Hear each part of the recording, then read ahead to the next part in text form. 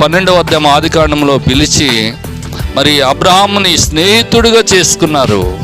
కనుక తన హృదయంలో ఉన్నటువంటి సంగతులన్నిటినీ కూడా దేవుడు అబ్రహాంతో షేర్ చేసుకుంటూ ఉన్నటువంటి వారు ఉన్నారు.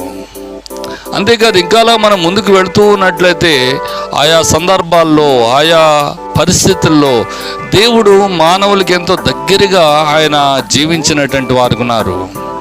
ఆయా రోజుల్లో ఆయా దినాల్లో మనం గమనించిన యోబుతో మాట్లాడిన మాట చూస్తే మరి ఊజు దేశస్థుడైనటువంటి యోబు సంగతి ఆలోచన చేసినావా?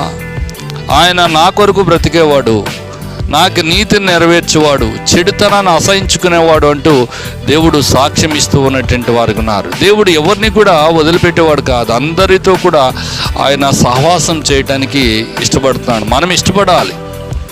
మరి దావీదుని గురించి అయితే ఇంకా మనము చెప్పుకోవాల్సిన అవసరం లేదు. ఏం రాయబడింది దావీదుని గురించి? నేను యెషీ కుమారుడైన దావీదుని